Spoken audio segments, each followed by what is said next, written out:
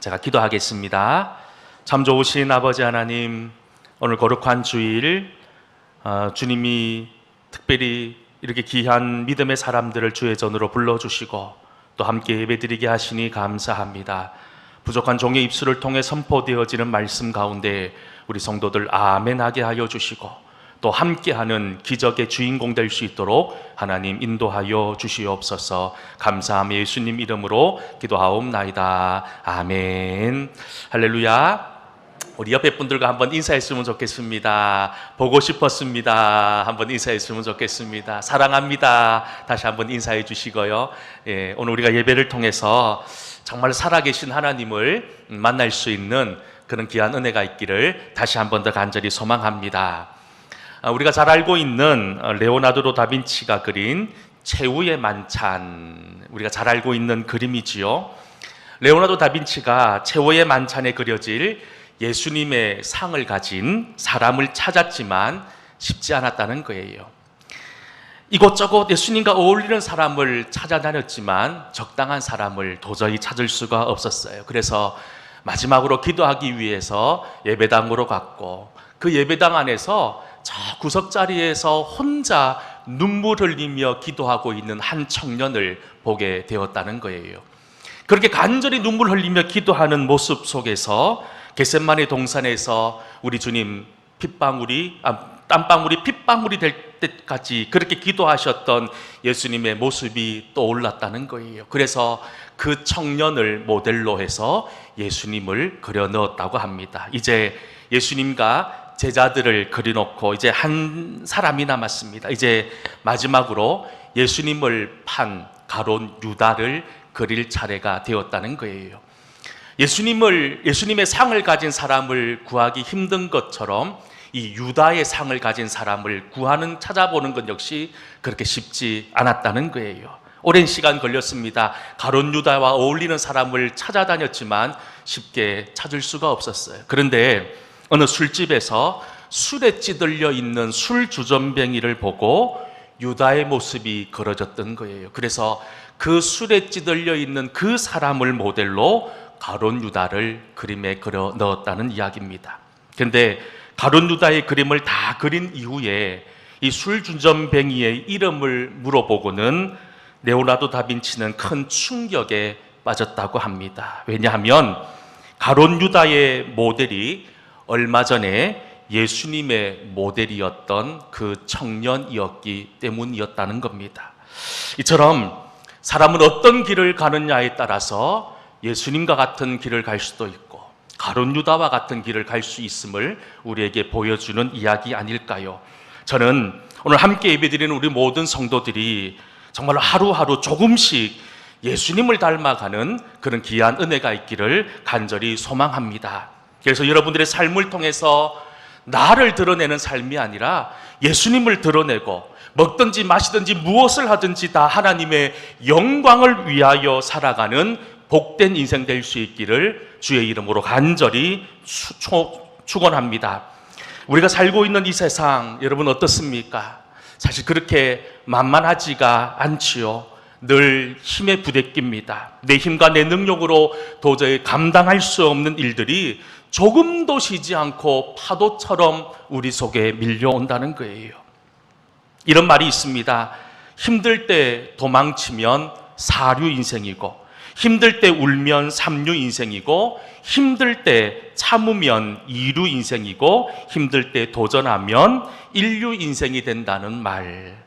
이 말은 이 험한 인생길에서 포기하지 않고 끝까지 도전하는 삶이 얼마나 중요한 것인지를 우리에게 보여주는 것 같아요. 성경도 동일하게 말씀합니다. 갈라디아서 6장 9절 말씀에 보면 이런 말씀이 나오고 있습니다. 우리 함께 갈라디아서 6장 9절 말씀을 함께 읽어보겠습니다. 우리가 선을 행하되 낙심하지 말지니 포기하지 아니하면, 여러분 말씀에 우리가 선을 행하되 낙심하지 말지니 포기하지 아니하면 때가 이를 때 거둔다라고 하는 말씀을 우리에게 주고 있습니다. 얼마나 좋은 말씀입니까? 얼마나 복되고 은혜로운 말씀입니까? 그런데 포기하지 않고 끝까지 도전하는 것이 중요하다는 것 모르는 사람이 이 세상에 어디 있겠습니까? 하지만 어쩔 수 없이 우리는 포기해야 될 때가 있다는 거예요. 사는 것이 너무 힘이 듭니다.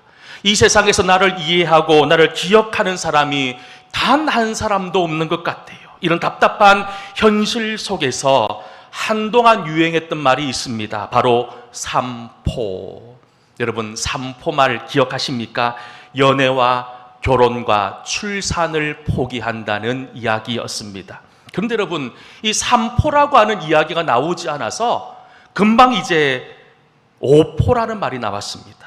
내 집 마련과 인간관계까지 포기하는 오포, 5가지를 포기하는 인생이라는 이야기 있죠. 그리고 심지어 거기에다가 꿈과 희망까지 포기해야 되는 7포라고 하는 말까지 나오게 되었다는 거예요. 저는 이런 말을 들을 때마다 너무너무 가슴이 아픕니다. 어떻게 보면 사람들이 당연히 누려야 될 권리 아닙니까?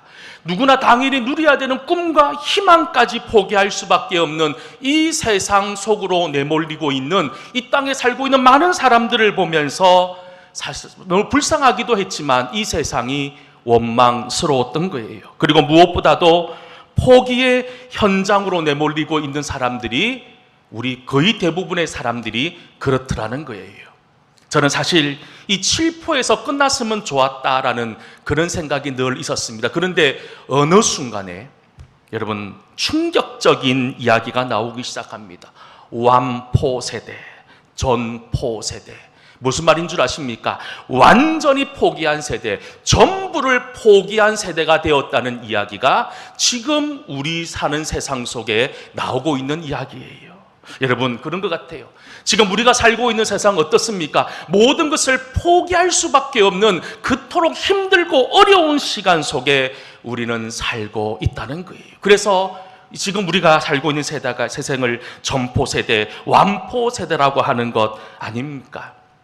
최소한 저는 어릴 적에 이런 이야기를 들으면서 자랐습니다. 소년이여 야망을 가져라, 야망을 품으라라고 하는 말을 듣고 살았던 사람입니다. 그런데 지금은 어떻습니까? 야망을 품고 새로운 것을 도전하기보다는 포기하는 것이 더 익숙한 시대 속에 우리는 살고 있다는 거예요. 세상은 끊임없이 우리들을 향해서 기회다 대고 뭐라고 속삭인 줄 아십니까? 포기하라고 속삭입니다. 그만두라고 속삭이고 있는 거예요. 우리가 이 세상 속에서 포기하고 하는 삶을 사는 이유가 무엇일까요? 수많은 이유들이 있지만 호이킴 대 포사다라고 하는 분은 이렇게 이야기하고 있는 글을 읽었던 적이 있습니다. 뭐라고 말하고 있냐면, 누구나 일이 안 풀릴 때가 있다는 거예요. 그때마다 사람들은 자신의 능력을 의심하곤 합니다. 그리고 꿈을 포기하고 이런저런 이유를 만듭니다. 하지만 모두 변명일 뿐입니다. 사람들이 포기하는 진짜 이유는 그것이 편하기 때문이다라고 말하고 있다는 거예요. 사실 저는 이 말에 전적으로 공감하지는 않습니다. 왜냐하면 이 세상의 많은 것들, 많은 잘못된 구조와 잘못된 차별들로 인해서 우리를 스스로 포기하는 자리에 내몰고 있는 것들이 수없이 많기 때문인 거예요. 하지만 이 글에서 공감할 수밖에 없는 것이 우리가 포기하는 이유가 무엇이라는 거예요. 내가 능력이 없고 내가 실력이 없고 힘이 없어서 포기하는 것이 아니라, 포기하면 편하기 때문에 포기한다는 겁니다. 다른 사람 이야기가 아닙니다. 목사인 저를 놓고 보더라도 그렇습니다. 저를 놓고 보더라도 무엇인가 하려고 도전하면 힘드니까 편하기 위해서 포기하는 경우들이 많이 있었습니다. 어려운 환경을 헤쳐나가기 힘드니까 어쩔 수 없다는 핑계와 변명을 앞세워서 포기할 때가 있었다는 거예요. 먹고 살기도 힘든데 우리 성도들 어떻습니까? 신앙생활하기도 힘든데, 여러분, 이 세상 가운데 우리가 내몰리고 있는 그런 모습들 아닙니까? 여러분들의 모습을 한번 보십시오. 미우면 포기합니다. 싫으면 포기하고, 힘들면 포기하고, 내 생각과 다르면 포기하는 것이 우리의 일상이 되어버린 세상 속에 우리는 살고 있다는 거예요. 이런 안타까운 현실 속에서 많은 우리 어르신들은 이렇게 이야기합니다. 요즘 젊은 것들은 노력도 해보지 않고 세상 탓만 한다라고 이야기하시지요. 6.25 동란 그리고 보릿고개를 경험해 보셨던 그런 분들의 입장에서는 지금 이 세대를 바라보면서 답답함을 느끼는 것 당연할 수 있는 이야기입니다. 물론 다 맞는 말이지만 사실 요즘 젊은 세대 분명 우리 부모님 세대에 비해서 많이 나약해졌습니다. 직업에 대한 눈높이가 높아진 것도 사실입니다. 하지만 인생의 절벽 위에 서 있는 사람들이 정말 나약해서 정말로 말할 수 없을 만큼 연약해서 부리는 투정 정도에 불과하다고 생각하십니까? 세상에 나가보면 그런 것 같아요. 매일매일 포기해야 되는 상황 가운데 직면하게 됩니다. 매일매일 절망한다는 거예요. 도저히 감당할 수 없는 어려운 상황 가운데 우리는 정말로 살아가고 있는 인생들이 바로 지금 옆에 앉아있는 성도들이고, 아니 지금 예배드리고 있는 여러분들의 삶이더라는 거예요. 우리가 하나님을 믿는 사람이라면 이런 어려운 가운데 있는 영혼들을 위해서 어떻게 해야 될까요? 기도해야 되지 않을까요? 어렵고 절망을 생각하고 있는 사람들을 향해서 손을 잡아줘야 된다는 거예요. 함께 울어줄 수 있는 것이 성도의 모습임을 잊지 않기를 간절히 소망합니다. 아마 오늘 주예전으로 나오시면서도 그런 마음을 가지고 나오신 분이 있으실 거예요. 자, 내 인생 도저히 어쩔 수 없구나, 내 힘으로 도저히 어떻게 할 수 없다는 그 포기의 상황 가운데 눈물 흘리며 이 자리에 올라오신 분들이 분명 있으실 겁니다. 하지만 하나님께서 원하시는 믿음은요, 포기하는 믿음이 아닙니다. 다르게 표현하자면 불가능 속에서 소망을 보는 것이 믿음입니다. 안 될 것 같지만 하나님께서 나와 함께 하신다면 능치 못할 일이 없음을 고백하고 나아가는 것이 바로 우리 믿는 성도의 삶임을 기억할 수 있기를 주의 이름으로 간절히 소망합니다. 성경은 끊임없이 우리를 향한 나의 정욕과 나의 인간적인 생각들을 포기하라고 말씀합니다. 하지만 반대로 포기하지 말아야 될 것에 대해서도 이야기합니다. 하나님에 속한 것, 하나님이 원하시는 것들은 절대로 포기하지 말라라고 분명히 말씀하고 있다는 거예요. 우리 하나님을 한번 기억해 보십시다. 자신의 명령과 부탁을 저버렸던 아담과 하와를 포기하지 않으셨습니다. 하나님의 구원과 역사의 기적을 체험하고도 하나님을 부인하고 끊임없이 제약의 자리로 걸어갔던 이스라엘 민족을 하나님께서는 버리지 아니하셨던 거예요. 3번씩 믿음 없는 행동을 보인 베드로를 포기하지 않으셨고, 자신을 팔 줄 알았던 가룟 유다조차 우리 주님께서는 끝까지 포기하지 않고 붙드시기 원하셨다는 거예요. 그리고 분명히 한 가지 기억해야 될 사실이 있습니다. 지금 이 자리에 있는 정말로 내가 할 수 있는 것 아무것도 없고 정말로 죄악으로 가득한 나라고 하는 이 사람을 끝까지 포기하지 않고 붙들어 주시고 있으신 하나님의 은혜가 나에게 있다는 사실을 여러분 기억하십니까? 주님은 여러분들을 포기하지 않으셨습니다. 여러분들을 붙드시고 계시다는 거예요. 여러분들이 어떤 고난과 절망적인 순간 속에 있다 하더라도 함께 하시길 원하시는 그 주님을 오늘 만날 수 있는 은혜가 있기를 간절히 소망합니다. 오늘 이 자리에 포기를 생각하고 있는 영혼들이 있습니까? 여호수아서 1장 9절 말씀을 기억할 수 있기를 소망합니다. 여호수아서 1장 9절 말씀에 뭐라고 말씀하고 있습니까? 우리 같이 한번 이 말씀을 읽어보겠습니다. 내가 내게 명령한 것이 아니냐. 강하고 담대하라. 두려워하지 말며 내 하나님 여호와가 너와 함께 하느니라 하시느라. 아멘. 주님께서 지금 여러분들과 함께 하심을 믿으십니까? 지금 나와 함께 하시는 하나님이 느껴지십니까? 여러분, 주님을 의지할 때, 나와 함께 하시는 그 하나님을 기억할 때 우리는 포기의 삶을 사는 것이 아니라 주님께서 우리에게 베풀어 주시는 승리하는 복된 삶을 살 수 있습니다. 오늘 말씀, 우리가 함께 읽은 본문의 말씀을 보면 예수님께서 가버나움이라고 하는 동네에서 말씀을 전할 때 있었던 한 이야기를 우리에게 소개하고 있습니다. 예수님의 소문을 듣고 많은 곳에서 수많은 인파들이 몰려들었습니다. 물론 그곳에는 예수님의 가르침과 예수님의 기적을 경험하기 위해 찾아온 사람들도 있었지만, 반대로 예수님에게 꼬투리를 잡기 위해서 예루살렘으로부터 파견된 바리새인들과 율법 교사들도 있었던 거예요. 이처럼 각각 다른 이유와 다른 목적을 가지고 몰려든 사람들로 인해서 예수님이 계신 그 집 안에는 더 이상 사람이 들어갈 수 없을 만큼 빽빽한 상황이 되어져 버렸다는 겁니다. 그때 예수님의 소문을 듣고 너지막하게 4명의 친구가 한 중풍병자를 침상에 메고 예수님이 계신 집을 찾아왔다는 거예요. 시간이 많이 지난 터라 그 집 안으로는 도저히 들어갈 수가 없었습니다. 사람들에게 구구절절하게 정말로 사전도 얘기하고 양해를 구했지만 사람들 조금도 움직이지 않았습니다. 내 친구들, 나는 힘을 다해 중풍병자를 메고 예수님이 계신 그 가버나움까지 찾아오긴 했지만 더 이상 그들의 힘으로, 그들의 능력으로 할 수 없는 한계점에 부딪히고 말았다는 겁니다. 예수님을 만나고 싶었던 게 분명합니다. 예수님을 만나면 내 친구의 병이 회복될 것이라고 하는 분명한 믿음이 있었지만 포기해야 되는 순간이 그들 앞에 펼쳐졌다는 겁니다. 우리가 지금 이 세상 속에서 무엇인가를 해야 되는 그 어떤 절박한 상황 가운데 놓여 있는 것처럼 이 4명의 친구와 1명의 중풍병자는 지금 무엇인가를 결정해야 되는 그 순간 앞에 서 있었다는 겁니다. 만약 여러분들이라면 어떻게 하셨을까요?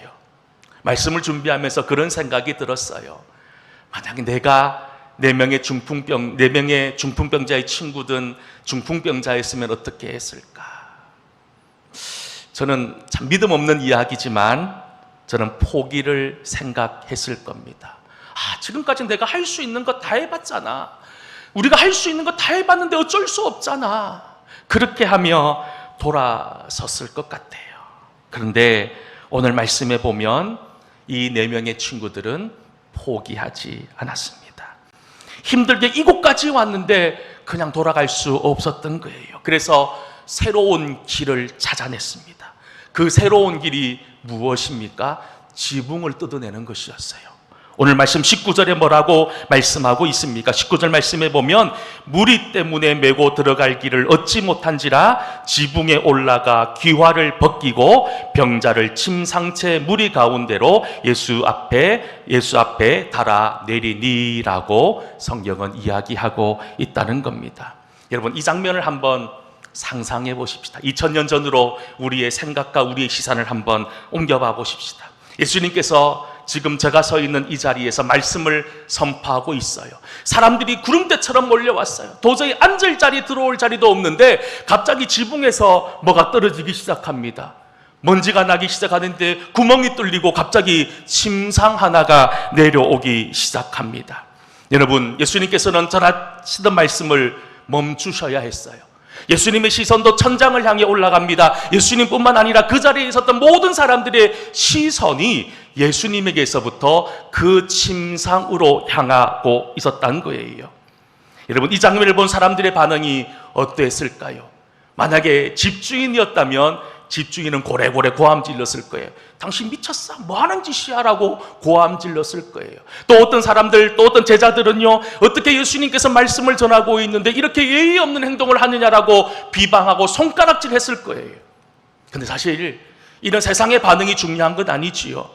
그렇지만 우리가 이 상황 가운데 예수님께서 어떤 반응을 보이셨는지에 대해서 우리는 주목해야 된다는 거예요. 그 예수님의 반응을 우리는 본받아야 하기 때문인 거예요. 같은 내용을 기록하고 있는 마태복음 9장 2절 말씀에 보면 예수님의 반응을 이렇게 소개하고 있습니다. 우리 마태복음 9장 2절 말씀을 같이 한번 읽어보도록 하겠습니다. 침상에 누운 중풍병자를 사람들이 데리고 오거늘 중풍병자에게 이르시되 작은 자야 안심하라 내 죄 사함을 받았느니라. 아멘. 예수님의 시선은요, 집이 망가지든 내가 지금 말씀을 전하고 있는 것이 멈춰진 것에 불평하지 않으셨어요. 그것을 문제시 삼지 않으셨습니다. 오히려 그 중풍병자가 내려오는 그 침상의 모습과 그 친구들의 모습을 보면서 안심하라, 내 죄 사함을 얻었다라고 말씀하고 있습니다.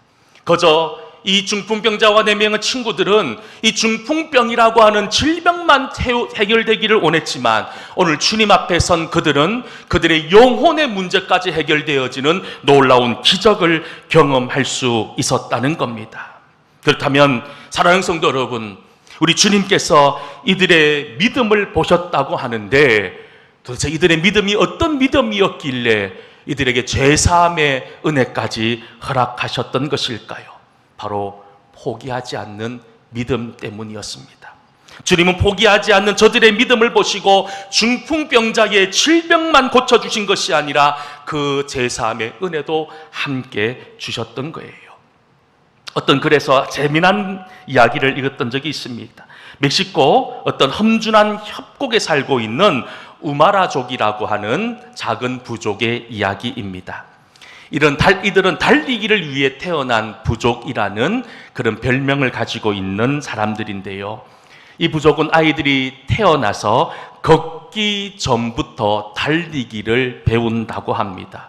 그들은 달리기는 참고 이겨내야 하는 고통스러운 무엇인가가 아니라 축제처럼 즐기는 매우 즐거운 활동이라고 합니다.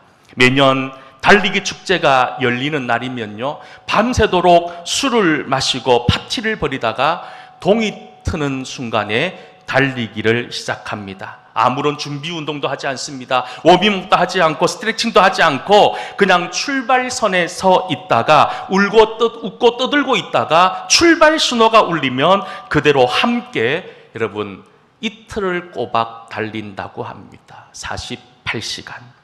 어떤 기록을 보면 이 부족은 한 번에 700km까지 달렸다는 기록이 있습니다.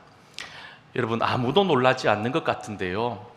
여러분, 700m도 아니고 7km도 아니고 700km를 달릴 만큼 그들은 대단한 민족입니다. 그들이 달린 길은요, 포장된 포장도로가 아닙니다. 비포장도로, 그리고 협곡과 같은 울퉁불퉁 비탈길을 오르내리면서 달렸던 시간들이었습니다.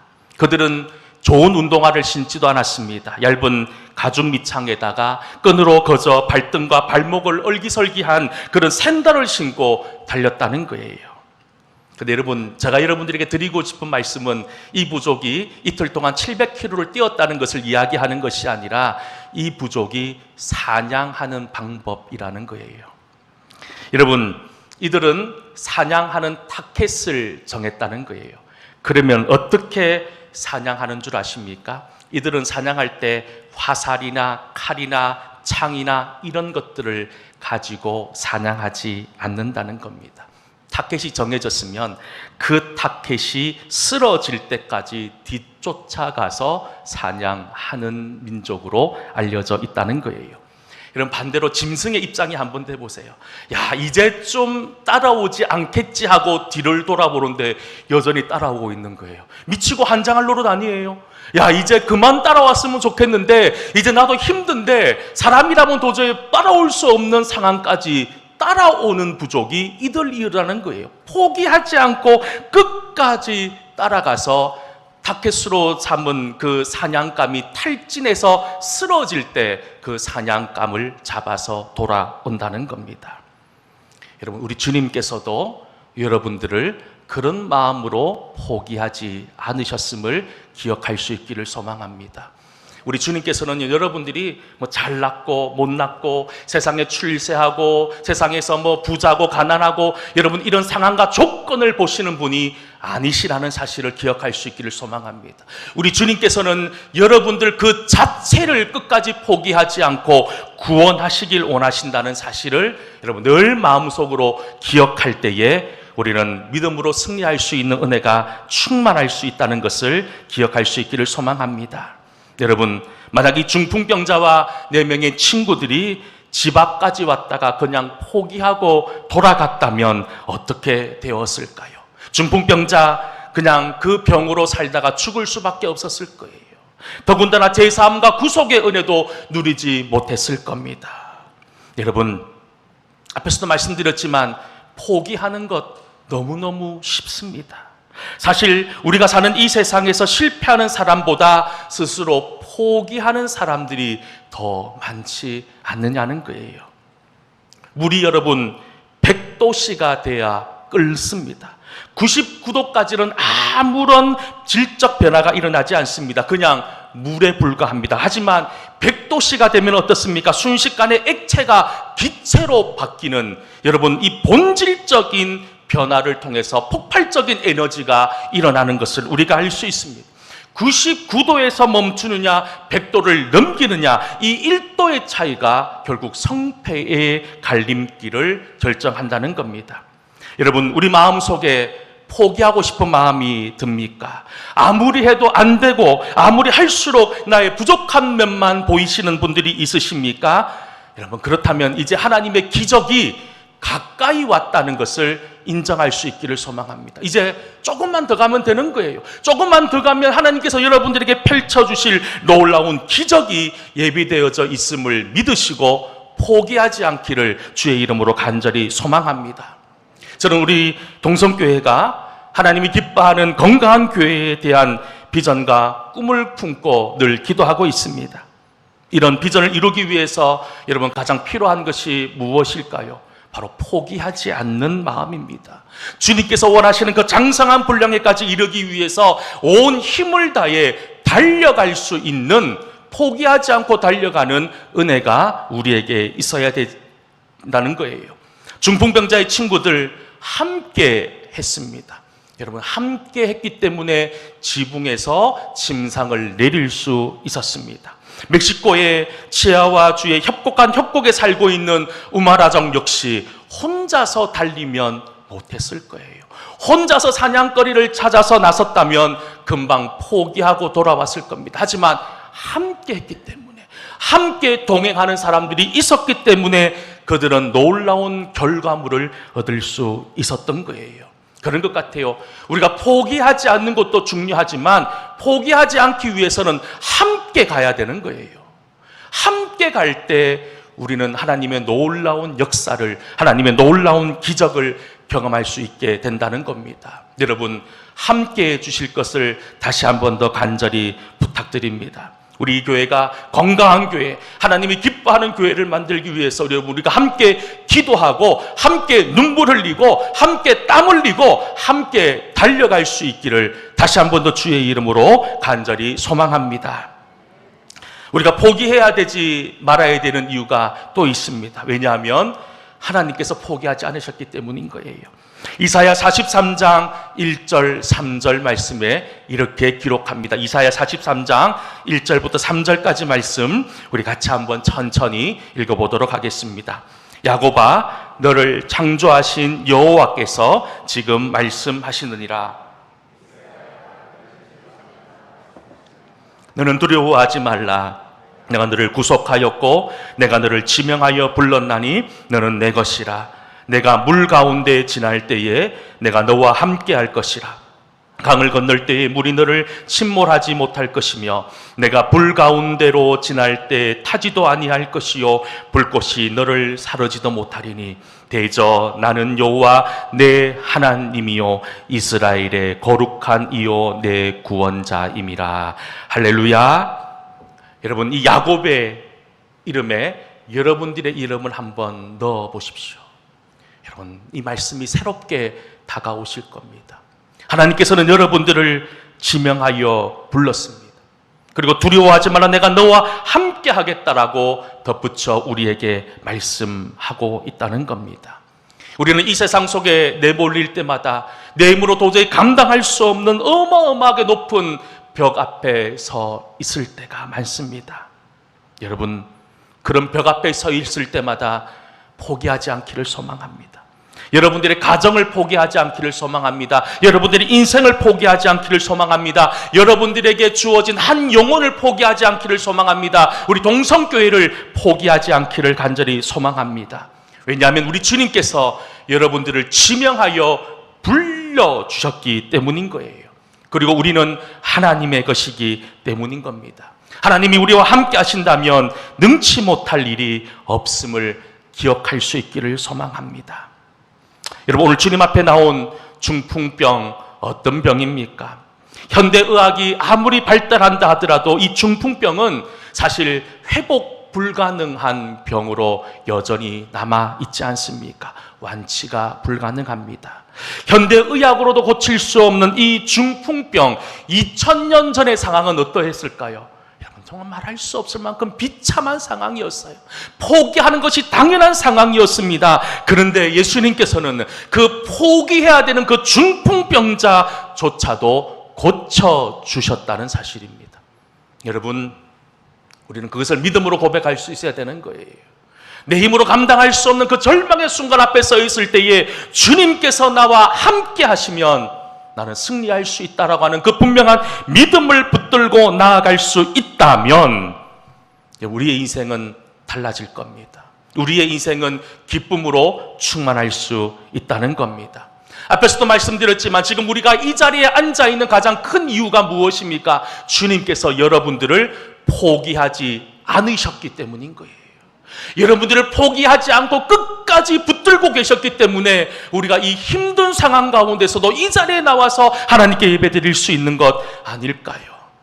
여러분, 주님께서는 포기하지 않으시는데 여러분들 포기하시려고 하십니까? 이제 지붕을 뜯을 수 있는 결단의 은혜가 있기를 소망합니다. 여러분, 정말로 내 힘으로 감당할 수 없는 것 하나님이 주시는 지혜로 감당할 수 있기를 소망합니다. 여러분, 이렇게 포기하지 않는 믿음 앞에 우리 주님 뭐라고 말씀하셨습니까? 일어나 내 상을 가지고 가라라고 말씀하고 있는 거예요. 여러분, 예수님 앞에 나갈 때는 들것에 실려서 들어갔던 사람이 예수님을 만나니 일어나 내 상을 가지고, 내가 방금까지 누워 있었던 그 침상을 가지고 나가라라고 하는 놀라운 기적의 말씀을 우리에게 주시고 있다는 거예요. 여러분, 이 말씀은 2000년 전 중풍병자와 4명의 친구에게 주시고 있는 말씀이 아니라 오늘 이 자리에 앉아있는 여러분들에게 주시고 있는 말씀입니다. 여러분들에게 주님 뭐라고 말씀하십니까? 일어나 내 상을 가지고 나가라라고 하는 말씀을 오늘 이 시간 동일하게 우리에게 주심을 믿으시고, 여러분들이 누워 있었던 그 상을 들고 이 세상을 향해 나아갈 수 있는 귀한 역사가 있기를 주의 이름으로 간절히 축원합니다. 기도하겠습니다. 은혜로우신 아버지 하나님, 우리 모든 성도들 무엇보다도 함께 이 놀라운 기적을 만들어 나가게 하여 주시옵소서. 포기하지 않게 하여 주시옵소서. 이 상을 가지고 걸어 나가라라고 하는 그 주님의 말씀을 붙들고 이제 이 세상으로 나아가오니 하나님 우리와 함께 하시고 인도하여 주시옵소서. 예수님 이름으로 기도하옵나이다. 아멘.